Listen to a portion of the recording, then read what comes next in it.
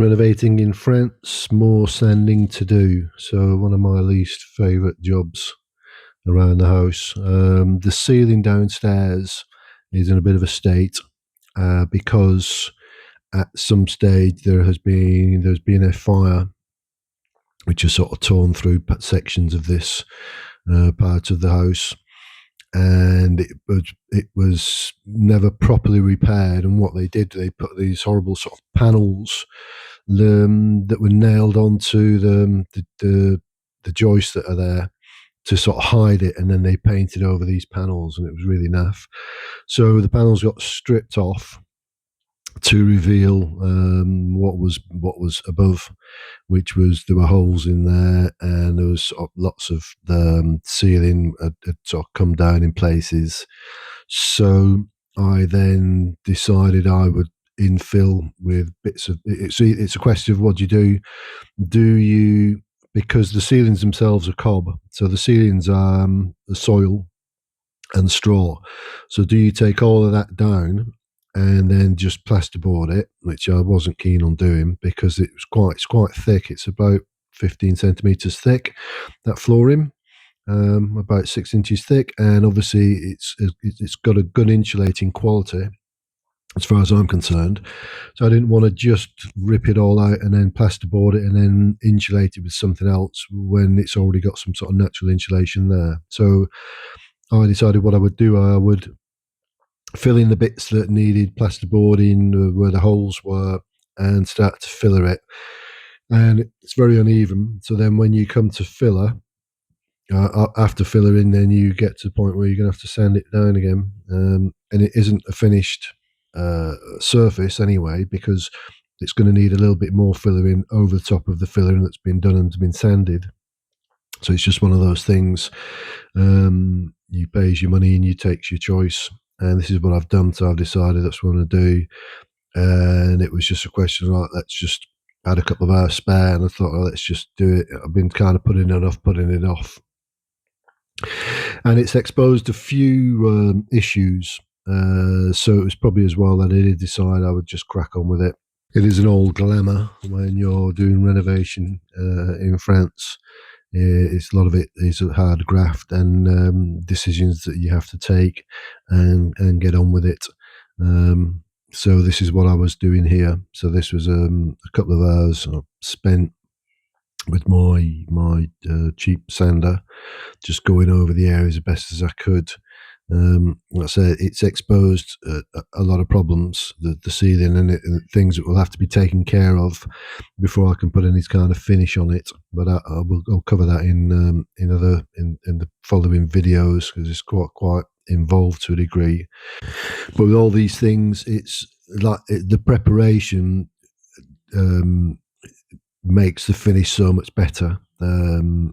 And the reward is there's a painting afterwards and the finish. So it's a necessary evil to be done as far as the renovation is concerned. I still need to sand a little bit more some of the main beams, and there's a tiny bit of cob still needed on one side of the room, and also there's some repairs to be done by the window on the left hand side. None of the, as I've said on many occasions, none of this house is plumb. So that section of wall actually falls slightly away, and so it needs something to maybe a little bit of plasterboard and then a bit of just fillering out, just to get it back to a sort of a flattish surface. The right hand side is not too bad. It looks like at some stage they've done some repairs on the right hand side, which was the guy's bedroom, and it's almost like a render they've put on. I've got a feeling it's something like MAP that they've used, the mortar adhesive, and then they've just given it a very slight textured finish. So at least that side of it's dirty, but at least it's paintable as such. Just once it's washed down, and it can be painted. And then the right hand side that you can't see, that wall there has lost a fair bit of the lime plaster that was on the lower sections, presumably with all the dampness and everything else. So again, that's going to need repairing. that should be less of an issue. That's just going to be some lime plaster knocked up, just to fill that in, and then again wash the walls down, and then they can be painted. So overall, it's not too bad.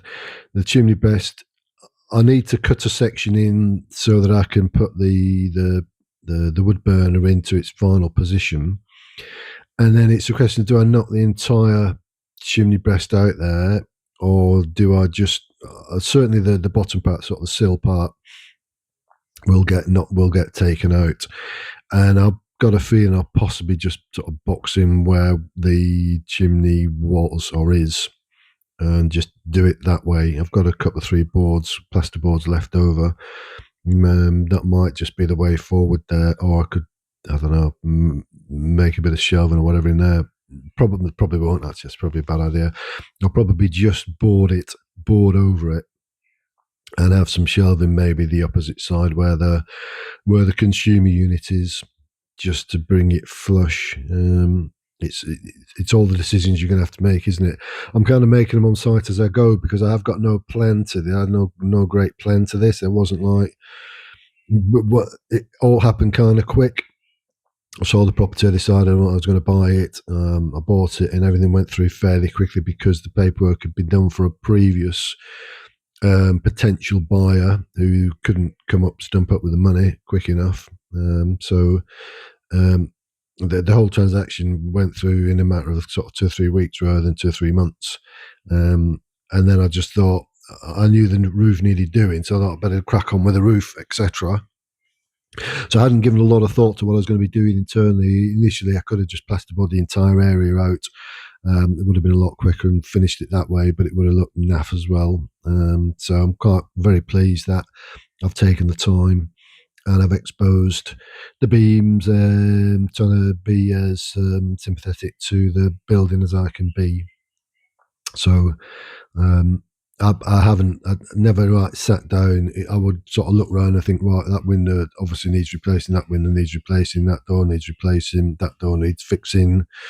What am I going to do with the kitchen? How am I going to work the kitchen? And often things happen where the guy opposite me was his father's house was up for sale, and he had loads of furniture going fairly cheap, so I picked up bits and pieces from that. And it's just coincidence and circumstance that helps you along on this renovation journey. So I'm tackling it as I come across it, and then tackling it and moving on to the next section. So upstairs is coming along at a fair old rate, but I thought it'd be quite nice to do a wee bit downstairs just to make it feel like that's the renovation's happening there as well. And there's quite a bit to talk about on this, so I'll deal with it in the next up and coming videos, because it's quite involved, and I'll soon explain it properly in 2 or 3 videos. Anyway, thanks for taking the time to watch this. Don't be shocked by the panda face staring at you. Please like, subscribe, and leave a message.